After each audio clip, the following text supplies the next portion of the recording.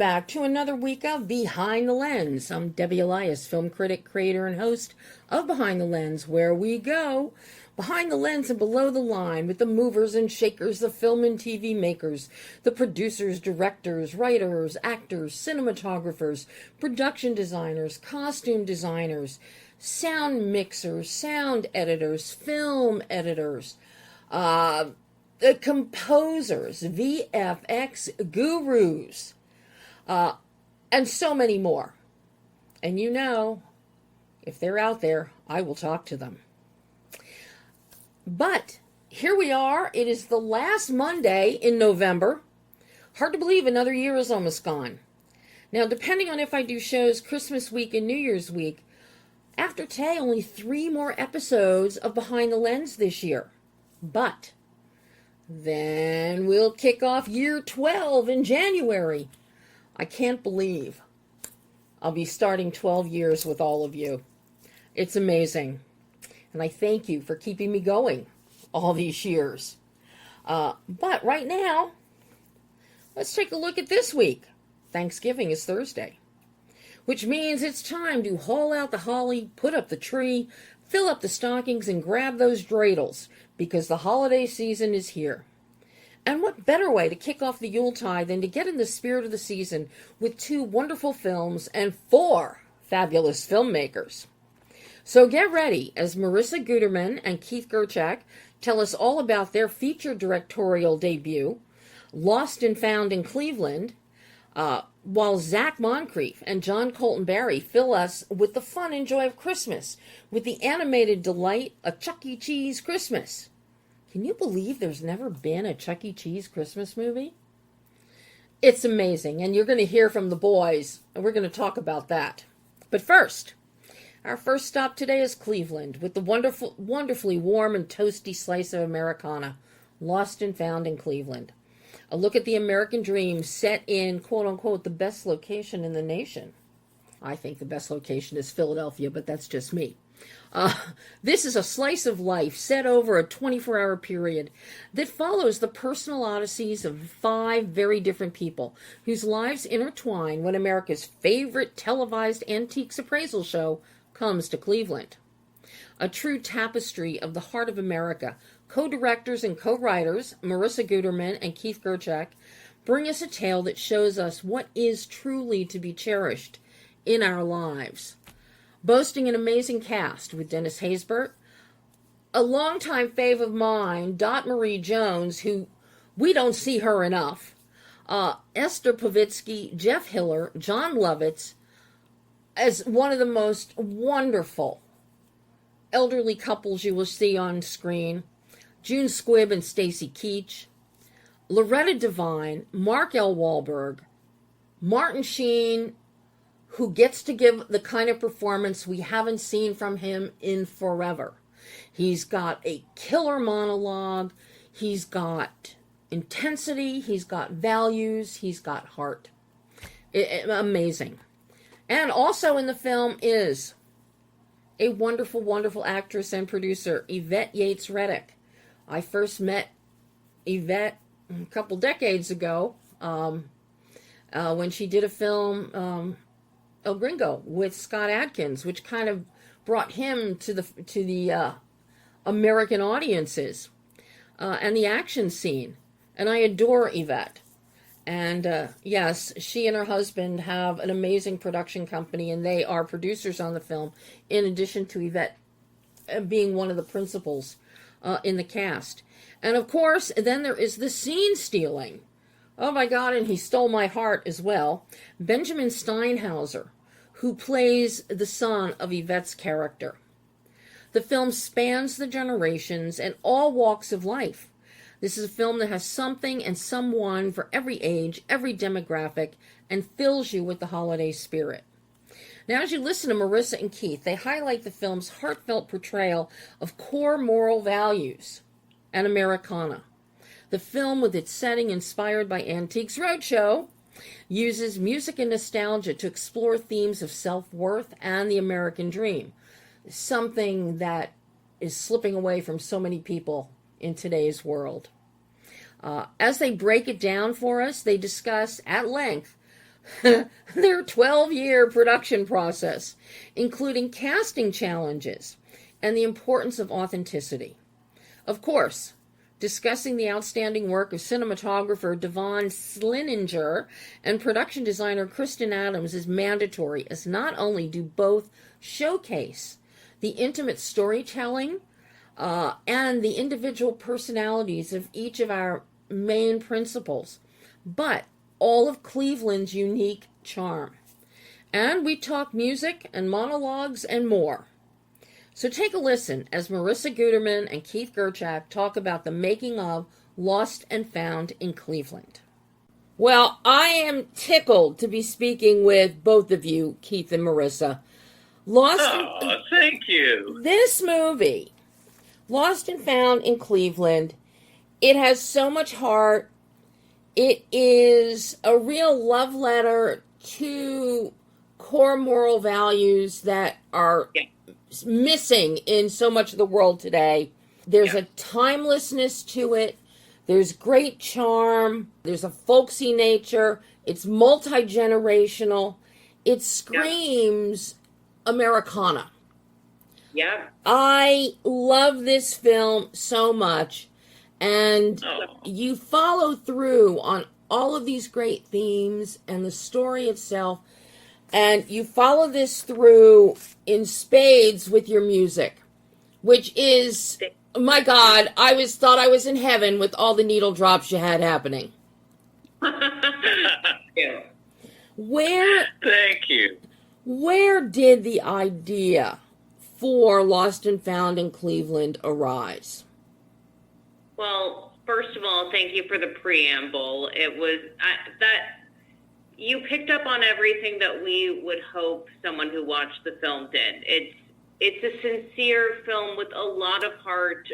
We're talking about values that, often feel forgotten and are missed, and stories about real people. And we did weave a tapestry here, and we hope that it did come through at the end, and it sounded like it really did for you. And so it's meaningful, and thank you for that. And just also speaking to music, Keith and I write with music in mind. It's very much part of the fabric of the world that we're trying to build. And Cleveland is just inherently nostalgic. Antiques Roadshow is inherently nostalgic, and music is kind of this portal to get us there. Antiques Roadshow is something that I grew up watching with my dad. I really was, coming from Los Angeles, just very drawn to these everyday people with their objects and their personal histories, and I kind of fell in love with them. And when I picked Keith up at a waiting room at an audition, and he turned me down for a date, but we did decide to write this together. I said I don't need to see Antiques Roadshow set in Los Angeles, and he said I'm from Cleveland. And I laughed, and Keith really got me to change my own framework of what the rest of the country looked like. And I think I was very easily won over on my first trip here, where the Americana and the Midwestern optimism and the spirit of the people who live here, and the architecture that's grand and kind of majestic and hints at this, the American dream. All of these themes were very present for us in writing the film. And then, Keith, you took your mom to the McKinley Museum, which is exactly how it's filmed. Yeah, it's right on screen. It's I called Marisa from from the parking lot, and I said, I think we found the tone of the film, because William McKinley didn't write anything. It was just empty shelves at the Presidential Library. But they had a planetarium, and they had a dinosaur exhibit, and they had animatrons of William McKinley and his wife dressed to go to the Pan American Exposition where he was assassinated. So it was quirky but very earnest and loving. But they also had this exhibit about the Wizard of Oz. And it said that the Wizard of Oz was an allegory about the American dream during McKinley's administration, and that McKinley was basically a Northeast Ohio politician. and that Dorothy represented the common man, and Tin Man the factory workers, and Scarecrow the farmers, and that the yellow brick road was the gold standard, and that Oz stood for ounce, and that McKinley was the wizard, and the guy behind the curtain was Marcus Hanna, who was this politician in Cleveland that was his campaign manager, and whose house is, ironically, one of the last three remaining mansions on Millionaires Row, where Cleveland used to be the second wealthiest city in the country next to New York City. It was also called the sixth city because it was the sixth largest city in terms of population. So, there's an immense pride that I think comes with people who live in Cleveland. That also is true for people in the rest of the country. We start this quote with the top of the film of America only has three cities, New York, San Francisco, and New Orleans, and everywhere else is Cleveland. And there's some real truth to that, where it's worn as a badge of honor. Anyway, so in terms of the Wizard of Oz, we thought, can we reimagine the Wizard of Oz, where instead of Dorothy and Scarecrow and Tin Man, we would have a little boy and his mom's a factory worker, and then there's a retired steel plant worker, and there's a mail carrier, and instead of the heart or a brain, they'd have these objects that either were handed down to them or that they collected, and they would go to the wizards, who were the appraisers of Antiques Roadshow, and they would say the same thing that Professor Markle said to Scarecrow and Tin Man, which was that the answer to your self-worth lies within. And that really, when you were talking about value, it's just so interesting, I think, to use the framework of Antiques Roadshow, and everybody gets excited about the Chiron, and it really in the theaters, people are cheering, or they're oohing, or they're like, yay, when it's a fraud, it's a forgery. But it's really it's that inherent self-worth that I think is coming true, and that's really, I think, where the pride comes with people from the rest of the country, is that they do have a sense of self-worth. And at the end of the day, we were re-examining what the American dream meant. And that to us, and I think the message from the Wizard of Oz is that the American dream is really about self-worth. It's not always about the monetary value. And so it's what gives us a sense of purpose and wakes us up in the morning. And it could be finding out who you are in terms of your family tree. It could be starting a family, buying a house, could be starting your own business. I love the analogy. I love the allegory that we get with the Wizard of Oz, and it fits. And something that you do that I find very striking is that you make this multi-generational, so that we have young Charlie, and I have to say, Benjamin Steinhauser is a scene stealer. My God. He's a star. He's a star. I'll tell you. But we go from young Charlie to Marty the mailman. We've got Sophie in there. Then, of course, we get Will and Gladys tossed in there. You have a great demographic range, but also from the different aspects of life come each of your primary characters. And then when you cast, it's a very diverse cast, which I found so striking, because it's not something a lot of directors would think of or filmmakers would think of doing. And you really make this a tapestry of America. We thank you for saying that. We do see Cleveland as a microcosm for the rest of the country, and we wanted it to feel that way and feel reflective of a lot of different experiences. And Cleveland has, each character and each object is representing a different neighborhood in Cleveland. And, Slavic Village, the Stacy Keach character, that used to be, it used to be where all of the steel mill workers lived to come in, and then the freeway kind of bisected it, and Main Street was really gone from that area. The core group of people still lived there, but there was a big demographic change, and that ended up being where the '08 housing crisis, ground zero for that. And so Will, who is inheriting these plates and going through his own sense of dementia and not recognizing the world around him, each character is going through their own arc in their own environment, and yet at the same time the film is incredibly universal. Mm-hmm. We wanted you to be able to connect to a 9-year-old boy or the 90-year-old couple, and frankly, depending on how I'm feeling that day, I am connecting to a different character, and there's a universality to our human experience that no matter where you came from or your background or where you're going, there is something very human about this film that everyone can connect to. And there are few opportunities, I think, that we have societally currently where we're able to come together and look at things maybe from different points of view, but come together around something and feel connected. And we really wanted this film, which is, it's a holiday film without being a Christmas film, to be something that unites us and something where you can find your story and you can see yourself in one of these characters, and it doesn't matter which one. You get these great characters, you have these great actors, you've got this story, then you've got to actually go into the physical, logistical filming and production of this. And you got yourselves into a corner here with coming up with all of the quote-unquote antiques and tchotchkes that you need to populate this film. Your production design, Kristen Adams' production design, and Sam Russell's art direction is superb. And then you have your cinematographer. He just does a beautiful job with the lighting and lensing. Your color palette and your lighting is so warm and inviting. Yeah. But for when we were in Sophie's house, nothing is too warm in that in her house.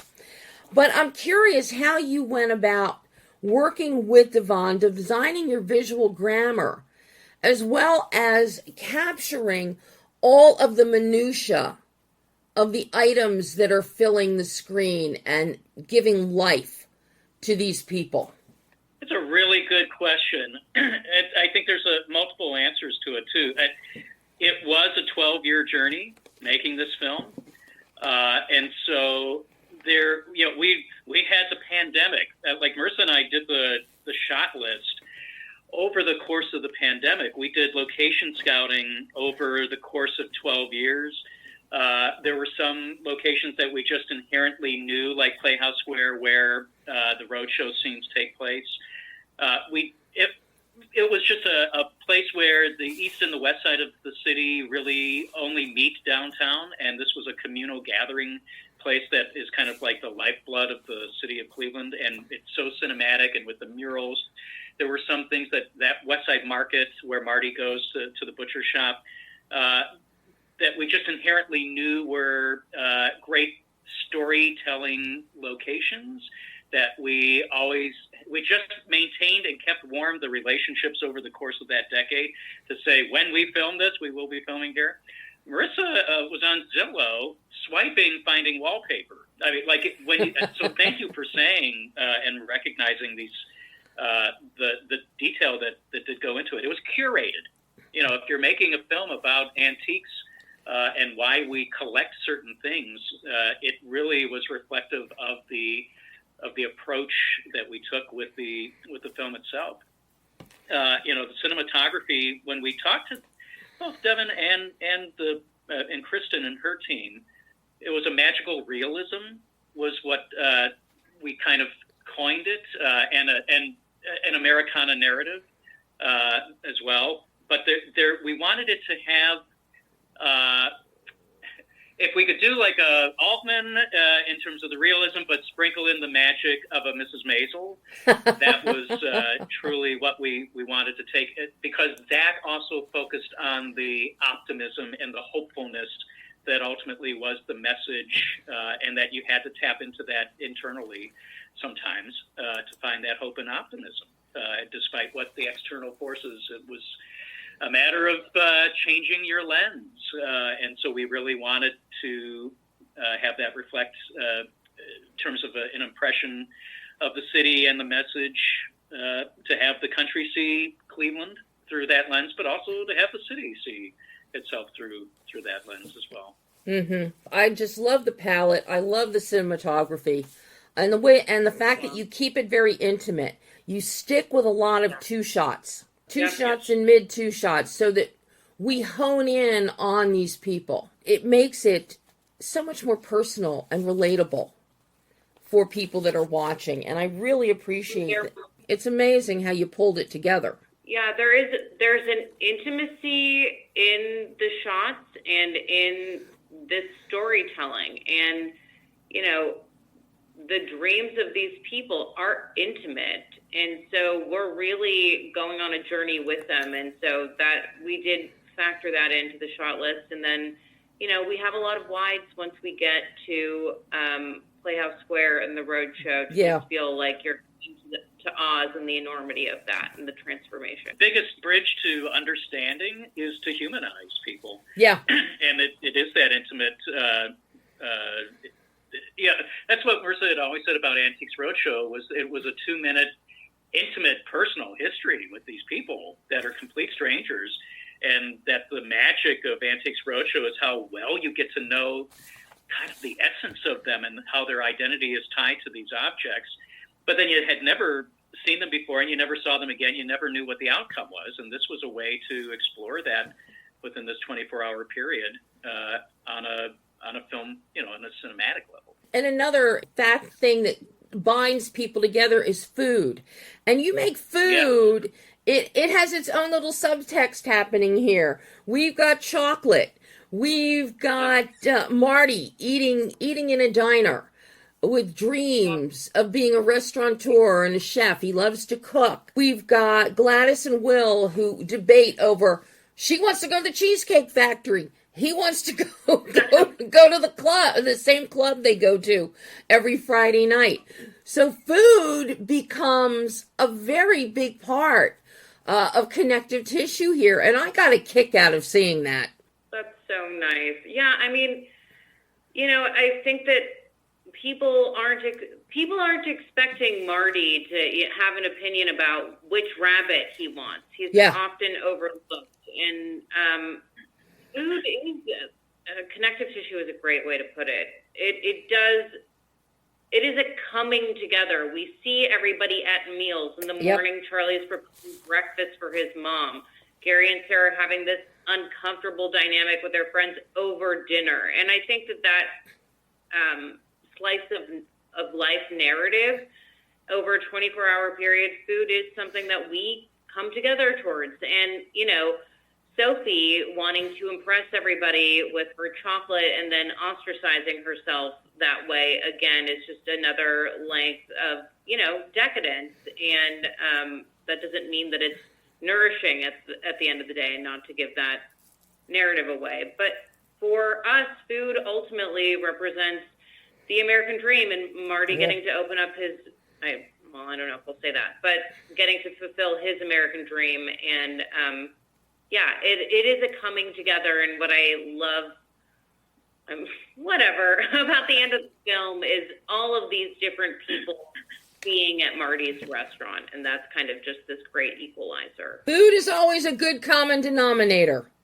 So you covered that. Now, this is your first featured directorial for both of you. You both are experienced actors. So you're coming at this with an actor's eye. You also have to look at this as with a director's eye, and you've written this. So in directing this, how did you juggle your hats, and how beneficial were your actor's eyes in bringing this to fruition, especially when you're in production and filming and you're dealing with this large ensemble?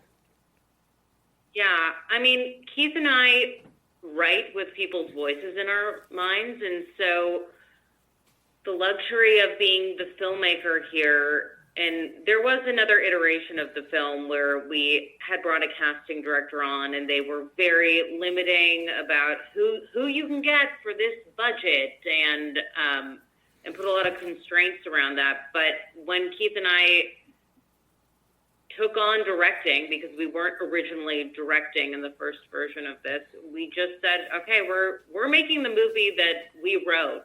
And so we went after the actors that we had written into the film. I mean, June had always been part of the film for us, and she had signed on to do the earliest version, but the original Will was at Asner, and so we had written with that kind of curmudgeon-y voice in mind. But then June and Stacy had worked together in Nebraska and wanted to work together, and when Stacy came on, he just brought something to set that was so powerful.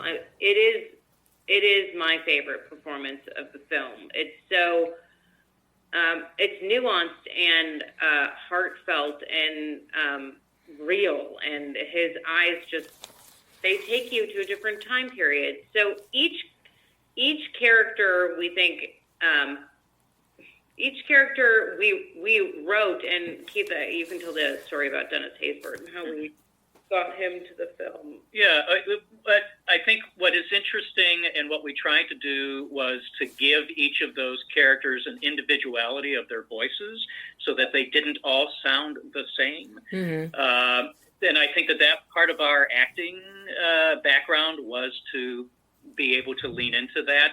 There still had to be a kind of like North Star or singular voice to the script or to the film, but the characters that lived within that unified world still had their individuality and specificity. I think that's also a big part of the production design. We just wanted to have an authenticity that was rooted in the specificity of all of those elements, including the characterizations. When we had written the role of Marty for Dennis, but that casting director the first time around said not to bother, you'll never get him for under $300,000 a week. We did not pay that, but we had lost the actor that we had, and the choreographer for the Dream Ballet had been in rehearsal that whole day. This was 48 hours before filming, and he was texting all day saying, the dancers are going to do this with the actor and this with the actor, and I texted him at 10 o'clock at night, and I said, we lost the actor. We have no one for 6 a.m. on Monday. And he texted back a half hour later, and he said, what about Dennis Haysbert? And I said, well, that's who we wrote it for. And he said, you have him. And I called him, and he said if I can say it, he got drunk when I texted and told him what happened. And he drunk dialed his best friend, and his best friend was on the phone with Dennis. Oh, my God. And they had a three-way call, and then Dennis went ahead and said, here's my manager's info. We called her at 11 o'clock at night, and she wrote back and said, give me 12 hours. And 12 hours later, he was on board. And he would be there for Sunday's wardrobe fitting. And then when we met him, right off the plane, he said, this dropped out of the sky. He cried reading the script. And we said, well, we wrote it for you. And he said, why did you never offer it to me until now? And we said, we were told we wouldn't get you by a casting director. And he said, casting directors, who is this casting director? They don't know me. I've never met them. You can't decide for the actor what they will or will not do. We are not always thematic, similar to the film. We're not always driven by the money. That's right. It is about how this is speaking to us as an artist and the message that we want to communicate as that artist. Martin Sheen had said his agency didn't want him to do it, and he said, I don't care, I would be crazy not to do it. And that he had not been able to sink his teeth into a monologue like he did on West Wing since the show had finished 25 years earlier. So, when they say don't work with your heroes, we say absolutely work with your heroes. They will come, and these are actors. We had a mentor who said 85%, 90% of your job as a director is human resources. If you do the homework and you know the actor, trust the actor, and get out of the way. And that we just really were so specific about the casting and in the hiring of these keys, that once we were on the same page, we did a lot of interviews. And if it felt like we were on the same page in terms of that magical realism and the message, then we knew that we really found a collaborative partner in each one of those departments. So now that the film It's finished. Everybody is going to get to see it, have the chance to, and they darn well better, because they're going to love it. I agree. What did the two of you learn about yourself as filmmakers in making Lost and Found in Cleveland that you can take into, hopefully, another production that you're writing and directing, or writing or directing? I think perseverance.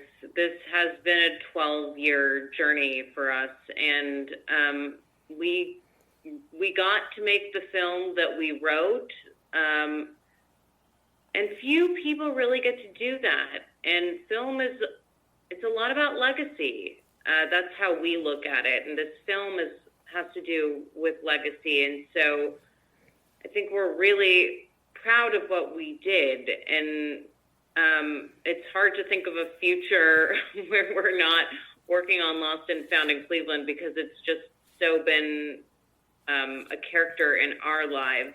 But I think taking that same level of integrity, taking the same storytelling approach, where we want to tell stories that Hollywood often ignores, the kind of heroes that aren't in capes.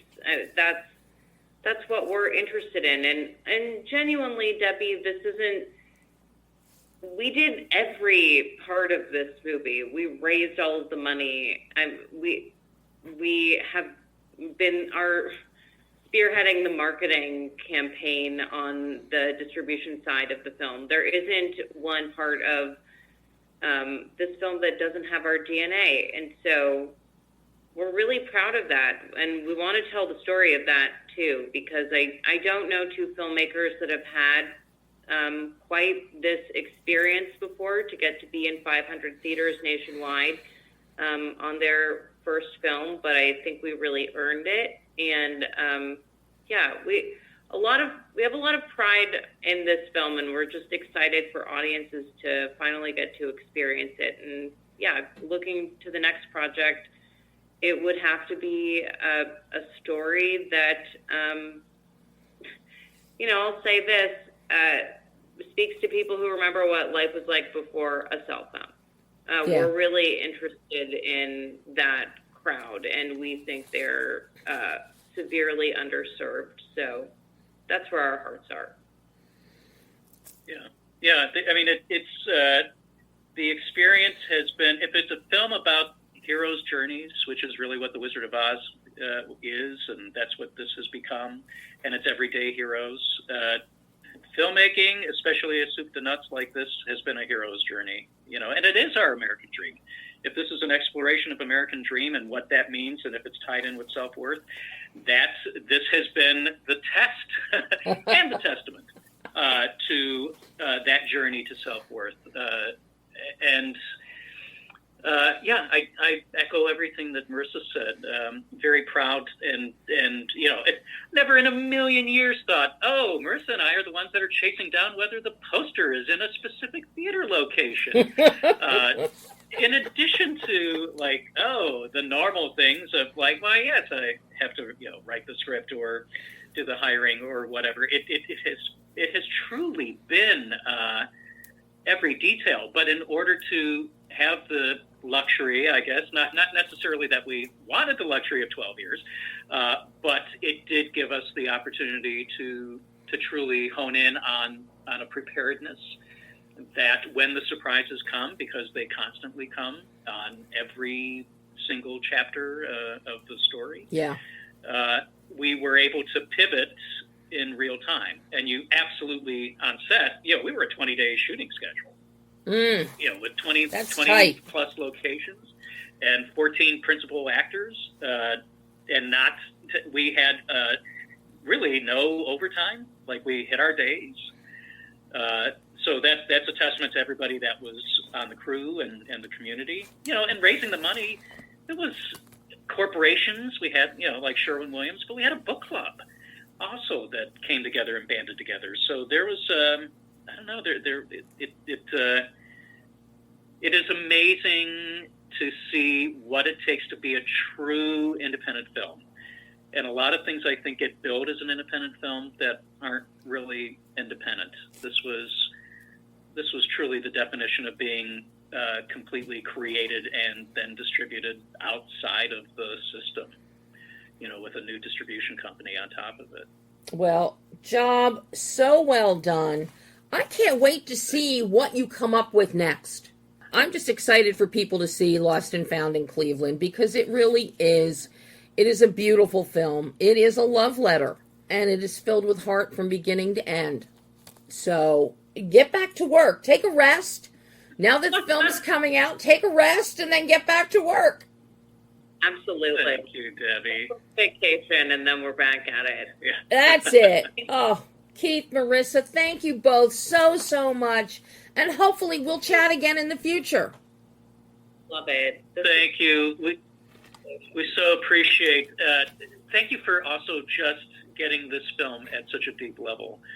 It was really wonderful to have that conversation with you. Oh, same here, Keith. Thank you, guys. You go have a great rest of your day. Thank you, Debbie. Bye-bye. And that was co-directors, co-writers Marisa Guterman and Keith GERCHAK talking Lost and Found in Cleveland, which you can see right now in select theaters in the U.S. via the Attend theatrical marketplace. So check around at your theaters. And I think the Midwest, Cleveland area, all in there, I think you're going to have better luck than Los Angeles and New York, or Chicago. So, but check it out, because it is such a heartwarming movie. It's wonderful. But now we're going to dive headfirst into Christmas and Santa and Mrs. Claus and presents and elves and Chuck E. Cheese and his friends with a Chuck E. Cheese Christmas. Written and executive produced by ZAC Moncrief and John Colton and co-directed by ZAC, A Chuck E. Cheese Christmas is a unique blend of family-friendly animation, songs destined to become holiday classics, and filled with holiday cheer as Chucky and his pals Helen Henny, Jasper Jowls, Bella Brinka, Munch, and Pasquale create a plan to throw a surprise party to lift Santa's Christmas spirit. But surprising the man who sees you when you're sleeping and knows when you're awake won't be easy. Can the gang pull it off in time to save Christmas? I don't know. Make sure you see the film on Thanksgiving Day when it comes out on Prime Video and the Chuck E. Cheese YouTube channel to find out what happens. But let me tell you, this is a film that puts a smile on your face and your heart from beginning to end. And it boasts 2 new tunes co-written by ZAC Moncrief, composer Ben Bromfield, and John Colton Barry's legendary songwriter father, Jeff Barry, who gave us the Christmas anthem, Christmas Baby Please Come Home, popularized by Darlene Love and Mariah Carey, along with songs like I'm a Believer by the Monkees, Sugar Sugar by the Archies, and so many more. You know Jeff Barry's work. Let me put it to you that way. And you'll hear John talk all about bringing his dad into the production, while Zach and John give us an interesting breakdown on the relationship between animation and music, and why they include music and lyric songs in all of their animated productions, which I'm sure you're familiar with. They're the brains behind Phineas and Ferb and some other animated series out there. And by the way, there are music videos already available for the film's 2 new songs, What Will We Do Without Christmas, which once you hear it, it's going to be stuck in your head for days, and Robot Banana Christmas, which every parent in the world may begin to hate if they have a child under 8 years old who hears it, because it is very, very singable for little children. And these 2 music videos are available today on various streaming platforms, as well as the Chuck E. Cheese YouTube channel. And this dynamic duo also talk about the film's themes, avoiding commercialism while featuring handmade decorations and a heartwarming story about Santa Claus's low spirits. They were inspired by classic Christmas specials of days gone by, and I know you know which ones. They aim to capture the essence of family and celebration, They talk about choosing 2D animation, but with a modern twist. So they still evoke nostalgia, but it's a little more current, has a newer feel to it. And how about score composer Ben Bromfield paying out of his pocket for a live orchestra for the score in order to enhance the story and the emotional depth? We all know that when there's a live orchestra playing the music for any film, it adds so much. And depth is the right word. It adds so much depth to the film, to the meaning of the film. So it belies what you think of with an animated Chuck E. Cheese film. But that's how much he believed in the film. And trust me when I tell you, this film is not an advertisement for the Chuck E. Cheese restaurants. So take a listen as ZAC Moncrief and John Colton Berry tell us all about A Chuck E. Cheese Christmas. Hey, Debbie. So nice to meet you. So nice to meet both of you. So I guess since we're all here, we're all set. So I have to say, guys, I am so excited to speak with both of you about A Chuck E. Cheese Christmas. I watched it twice already. I had so much fun watching it. It is the kind of movie that, be it animated or live action, it makes you smile from beginning to end. You have so much fun watching this film. I just think it is a great, great addition to the Christmas canon of movies. Oh my gosh, that's so kind of you to say that. That's so sweet. Thank you so much. Thank you so much. That's what we hoped to do. So thank you. That makes us really happy. Job so well done. And I'm surprised, number one, that nobody's ever done this, an animated feature holiday film for Chuck E. Cheese before now. I know what came out back in 1998, 99, Galaxy 5000 thing that went straight to DVD. It was pathetic. Mm-hmm. I know. I saw the real Chuck E. Cheese horror short, and it was a horror in and of itself, even though it was only under 15 minutes long. And then there actually was a Chuck E. Cheese, the Christmas It Almost Wasn't, early in the 80s. I can't even remember how early, but it was very early in the 80s. And nobody... I believe it was 83. Nobody has jumped on the Chuck E. Cheese Christmas bandwagon until now. Yeah, I mean, that's where we got so lucky.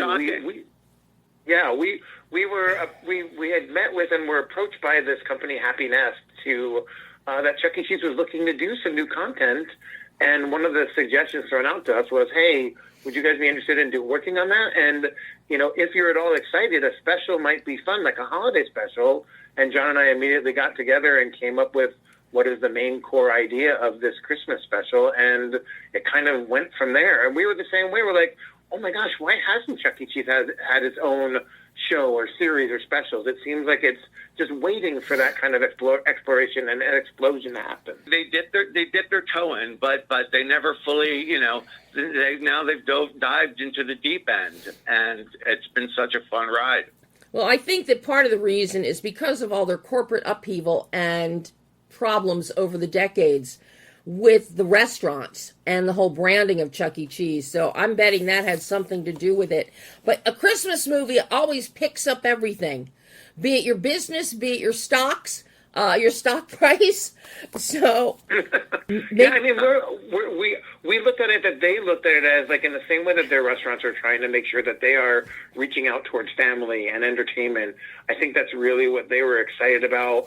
A lot of companies are now expanding on their brands by doing other ways of content. And so I have a feeling this is exactly what they were looking to do. And we were just excited as all could be to be like, wait a minute, so we're going to get to help you do that? Okay, let's do it. In general, I'm sorry. No, in ahead. General, that seems to be... I'm sorry. I'm so sorry. In general, it seems that the trend is that companies sort of creating content in-house and creating things that share in the sort of message and themes and ideas that those companies represent. So I think that was a major part of it was just the right time for Chuck E. Cheese to do this anyway. It's the perfect time to take these characters and start trying to explore them in like longer form stories, which they'd never done before. So there's probably tons of sort of reasons, but I think that was the main driving one. It's just time to do it now. Yeah. Well, and Debbie, one last thing real quick too. The thing that's so exciting for us also was this is, and you said you've seen it now twice. This is not a commercial for Chuck E. Cheese. No. It's like a show about, it's a special about characters that are characters you can fall in love with and watch them go through, their own kind of arcs and actually, cheesy as it sounds, save Christmas, but it's like legit. There's not, it's not about it's not a commercial. It's an actual story that's a Christmas thing that we hope people will watch every year. That was important to everybody. I fully plan to add this to my Christmas viewing every year. Yay! And in between, too, because there's no such thing as too many Christmas movies. Just ask Hallmark. True. Christmas in I still July. watch Elf every single summer, by the way, so you're fine with that, too. I get it. So how did you come up with this story? Because I love this story. We've seen some live action stuff where Santa Claus gets sad. Santa Claus doesn't want to do Christmas anymore. We even saw Tim Allen's Santa Claus want to give up on Christmas. I think kind of the starting point for John... Oh. Yeah, no, go ahead, John. Go ahead. Oh, no, I was just going to say... that, the way Zach and I, this is probably, the 4th, 5th Christmas special we've done together, Zach? Yeah. We've done a bunch. Zach is the biggest Christmas fanatic I've ever met. He is just all about Christmas. So he loves doing these Christmas specials, and it's very important to him that they have that Christmas special feeling. That feeling that we had as kids watching The Grinch and Charlie Brown. We only want to try to make things that feel like that. That will become something everyone watches every year.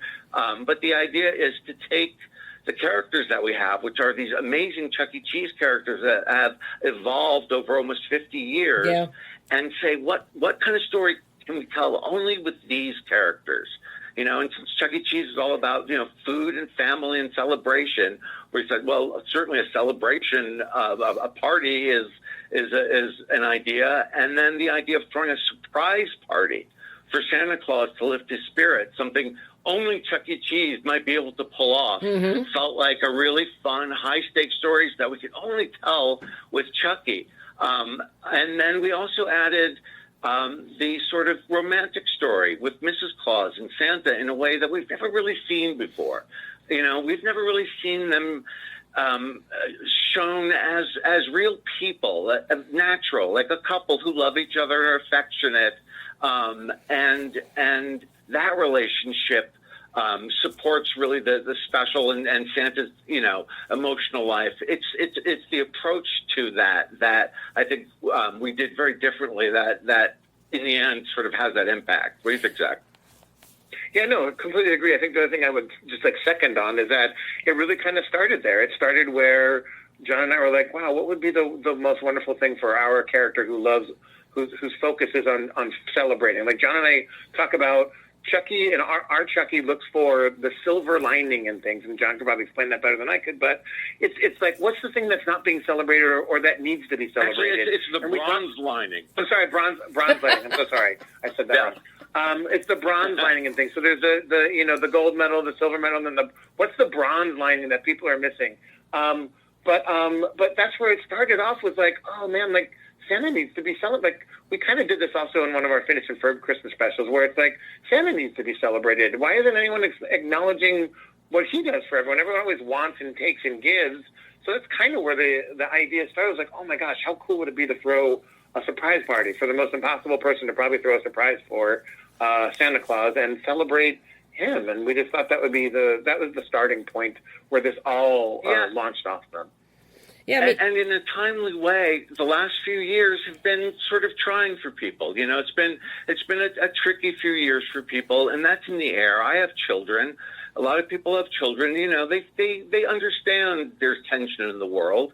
And so I think acknowledging that and having a Christmas special that says, hey, Christmas spirit's low this year. You know, people are struggling, even Santa. Things can get tough for everybody, you know. But if you look at it the right way, if you celebrate the right way, if you appreciate the right things, you know, you'll see that all of the Christmas spirit, the love and the peace and the hope and all that stuff is all still there for the taking if you just celebrate it, you know, and that was a big part of our thinking in the story as well. Well, you mentioned just to give a positive message right now. Well, you mentioned something really important there, and you mentioned the word struggling. And people are struggling. Finances are extremely tight for everybody, especially when you have kids and they want the biggest and brightest and newest of everything. You took the commercialism out of Christmas in this special, in a Chuck E. Cheese Christmas. Mm-hmm. You took the commercialism out of it so that when we are readying for the party, we see handmade decorations. We see construction paper being cut up and glued together to be made into chains to go around the Christmas tree and to make paper snowflakes and things for decorations. It's a very much a crafty, homemade, much as like we did when I was in elementary school back in the 60s. Mm-hmm. And your heart Debbie, was... I want to reach through the phone and give you the biggest hug right now because that's exactly part of what we really wanted to, like, thank you so much for, like, there's so many things we tried to get across in the special, and the fact that you took that away is, like almost tearful for me, because that's part of what this is all about, is that exactly, you don't have to, you know, we even have the whole joke in there, buy the book, you know, doing it by the book and buying all these, but, like, that's not what it's about. You can celebrate in a million different ways, no matter where you are, you know, in your finances or whatever. It's about the emotion of the celebrating family and love, and that we're all here together more than anything. So, oh my gosh, I'm so excited you saw that and got that. I fell in love with that part of it, guys. I have to tell you, that I found so endearing. That is something we never see in a Christmas movie. It just doesn't happen. Live action, so animation, claymation, it doesn't happen. So I am just tickled beyond belief. And the fact that it plays in, that it's Chuck E. Cheese, because for so many generations, now I never went to Chuck E. Cheese as a kid. I don't even think they had them when I was a little kid. I don't think they didn't start till a little bit later. 77, I believe. I was out of high school by then and in college. So I missed that. But I have 4 nephews, and when they were younger, I know that 2 of them, especially, they loved Chuck E. Cheese with the pit ball, dive into the ball pit, all kinds of stuff, and that's all family friendly, inexpensive fun. Pizza is pizza. You're not getting designer pizza at a Chuck E. Cheese. You're not getting a Wolfgang Puck pizza that costs $50 for a pizza. And you know what's actually pretty amazing, though, too, and again, I swear I'm not trying to shill for the company, I had forgotten how actually, like, and again, I'm originally born and raised, like, right outside of New York, so I know what a good pizza is, right? But I think Chuck E. Cheese pizza is actually really good when, especially you're considering what you're talking about. There's, like, millions of these stores, and they're out there for everyone, and yet their quality, I'm not kidding, everyone would be like, surprisingly, it's really good pizza. Yeah, but it's like... They've been around 50 years. They're doing something right, you know? Yeah. Something besides creating Chuck E. Cheese himself. But I love that it's very family-friendly. So you follow through on the economical aspect of doing a Christmas party on top of who you're doing this surprise party for. But then we get into your animation. I love the animation. So I'm curious what your thoughts and considerations were as to the kind of animation style you wanted. Because as you know, there are umpteen styles out there that you could have gone with. Yep. So real quick, I'll cover that with a couple of things, John. If you don't mind, I'll start, and then you can always grab this is your domain, man. Well, when we first looked at the special, not only did we look at what we had as far as budget and as far as what we wanted to achieve story-wise and what kind of a feeling we wanted the audience to have, they all played into our decision into going into 2D. Besides the fact that most of the stores already have like a 3D computer, like, you know, generated version of the characters that we're like, all right, we want that to have its own space. We want it to live in its own world. We want to give since this is a new kind of adaptation of who these characters are, we want to separate it out and kind of go towards that charming, warm kind of feeling that I think some of the old Christmas classics had. And so that's why we went towards the 2D world. And then I reached out to some of my top designer friends in the industry that I've known and worked with for a while now, and got the most incredible designer who's worked on things that I'm sure you've all seen, to give us a spin on a redesign of 2D of these characters. And he just nailed it right out the gate, and we were just excited Bobby. And felt that was the way to go. Yeah, Bobby Pontius is just, he's worked on Zootopia, he's worked on Moana, he's worked on, God, I can't even say, like Frozen. Like, as an animator and a designer, he just lent us this incredible, new kind of take on it that we right away were like, that's it. Here again, your animation, even with that new redesign, that freshening up, as I like to call it, it harkens back to the glory days of animation. And what many parents or grandparents, those in my upper arc bracket, that we remember, and that we then passed along to our kids and our grandkids and our nieces and our nephews and all. So I really love that tradition that comes through here. Everything is very family-centric, generationally centric that you have put together in this film, including, oh my God, I almost died. Your music, Ben Bromfield's score is great, but damn, guys, awesome. What would we do without Christmas? You better get this to Darlene Love right now and have her record it. 100%. I'm not telling you how many times I've watched the music video of just that song. So that's John, you should we were really happy with the song. You know, what is it? Why is music and song so important in animated movies, and particularly one like a Chuck E. Cheese Christmas? What is it about the music and about catchy songs like What Would We Do Without Christmas and Robot Banana Christmas, which is hilarious? What is the importance of that, and why you need that in a film like this? John, let me take this for a quick second, then you can please talk about songs. Please, so, go ahead. real quick, Walt back in the day discovered, like, when you look at Fantasia, or if you look at all of the films that started back when we had actual songs and singing in them, starting with the real big ones, hitting when like Little Mermaid and Beauty and the Beast all came in those late 80s, early 90s, that music and animation are the perfect, complement to each other. We already in animation look at timing and look at how we handle things as a very rhythmic musicality to it, as well as John does in his dialogue and in his lyrics as well. But I just wanted to say real quickly, that's something that we've known for a while. And if you look at the success of a show that John and I worked on called Phineas and Ferb, where that show has a song in every single episode. Yes, it does. It was just proven right away, look, the songs help move everything along, and if they're well done and they're really fun and catchy, it can only help the entire episode, especially if it's also moving the story along. John, I'm sorry, I kind of took that away from you. No, not at all. No, you're exactly right. There isn't a culture on the planet that has evolved that did not come up with music independently. Every single country, every culture came up with music. And then you think about those cave drawings of the bison and people tracing their hands. Art and music are ancient. These are in our DNA. There's something about them that just connect people. And so they are really the perfect sort of cohorts, and children, and adults. Everyone loves music. Everyone loves a great song. And particularly in this one, I was just saying earlier, my father, Jeff Barry, who wrote Christmas Day, Please Come Home, originally by Darlene Love, but Mariah Carey's covers by the one that's best known now. He wrote Sugar Sugar for the Archies, a bunch of stuff for the Monkees. These are sort of fake bands that didn't exist. He was having #1 hits with.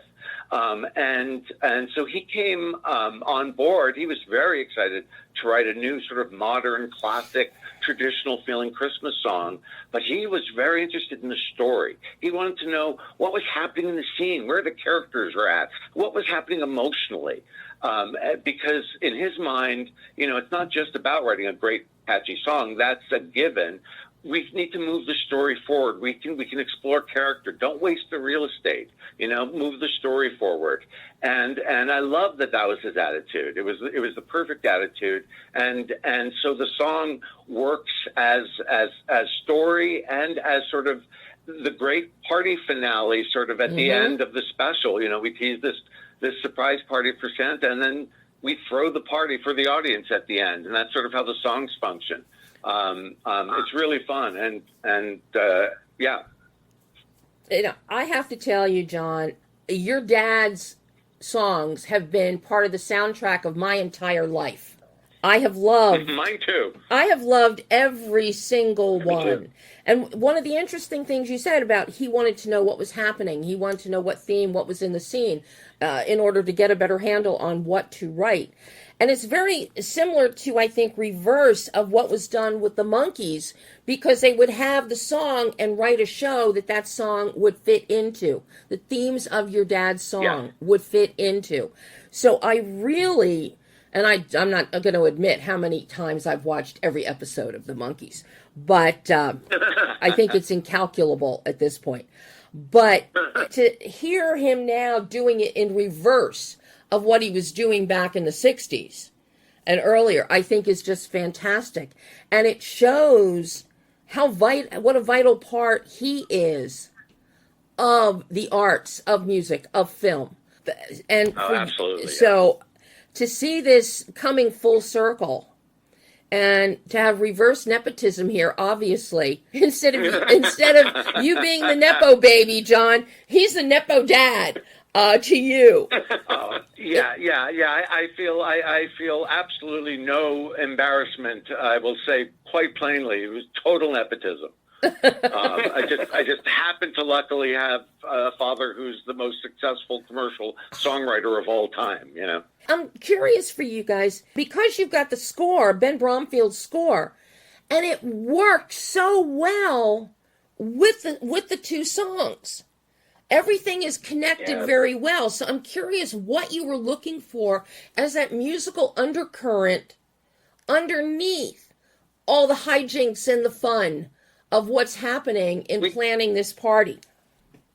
We got so incredibly lucky to have Ben as part of our team on this. So Ben brought his A game not only to the special itself, but he also put his own funds into actually getting a live orchestra to score it, which most places don't have the funds to be able to do that. And so he believes in the special so much that not only did he write this incredible score for us, he understood what we were looking for about making this feel classic and making this feel, the music has to support it in a way that's not going wah, wah, whenever there's a joke. We wanted to feel more like a feature, and he just killed it for us. It was so wonderful. And then, I'm not kidding, when Deb, you'll know what I'm talking about. After the big music video in the score, and we have that moment on the roof is all I'm going to say, and you might know what I'm talking about. I do. When that score, when I was online, when they were recording the live orchestra for that, I started welling up with tears. I was like, this is so incredible. This music is beautiful. Yeah. Like, I can't believe we have this in our special. It was so incredible. It's stunning. Yeah, and then the live orchestra makes it so warm. Because this is a Chuck E. Cheese Christmas, and what would we do without Christmas? So I've got to ask each of you, what does Christmas mean to you? Zach, go ahead. Christmas means to me that warm feeling of family and just love all around. That's what it means to me. I can't wait. My wife will not allow me to, but I can't wait to decorate the day after Thanksgiving, and my house turns into a Christmas wonderland. That spirit of just just the love and the giving and the sharing and the being around each other and kind of being able to forget. Kind of like what John and I have talked about this, like Christmas spirit, the Christmas time kind of rejuvenates us and resets us for that New Year's Eve that hits.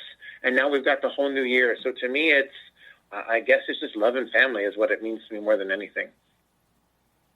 Yeah, we sort of put the idea in Santa's mouth during the speech when he's addressing the by the book party, and he says that Christmas is the time at the end of the year for us to come together and focus on all the positive things, love and family and peace and togetherness and giving and all that sort of stuff.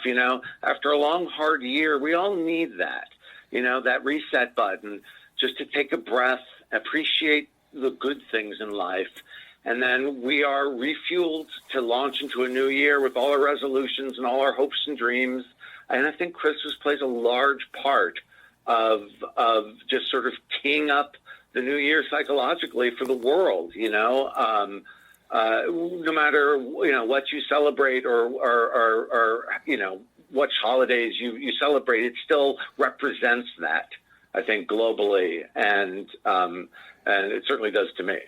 Well, what I want to see from the two of you now is I want to see a Chuck E. Cheese New Year's Eve party. Seriously, a family-oriented New Year's Eve party. That's what I want to see. That's definitely something we've discussed. Like we're talking about other specials to work on, and that's definitely a great idea. So thank you for that. Because nobody looks at the family New Year's Eve. It's always everybody who's old enough to go to bars and drink and party. But what happens to the 7-year-olds or the 6-year-olds or the 10-year-olds? So that's what I would love to see. After seeing what you've done here with a Chuck E. Cheese Christmas, that is my Christmas wish, is for you to make a Chuck E. Cheese New Year's Eve party. Well, great. Thanks. Well, we love the idea. You have been nice.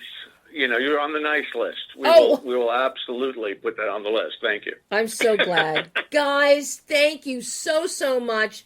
This has been an absolute blast, and I hope we get to chat again in the future. Me too. That would be great. Thanks so much. You were so wonderful. Oh, thank you, so guys. Great talking to you, Debbie. Thank you. Thanks again so much.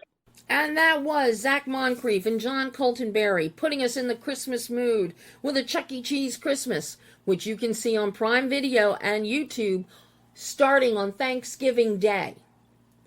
So, Mom and Dad, while on one TV you're watching football, Mom's in the kitchen or vice versa, you can let the kids watch a Chuck E. Cheese Christmas. You don't have to worry about what they're seeing.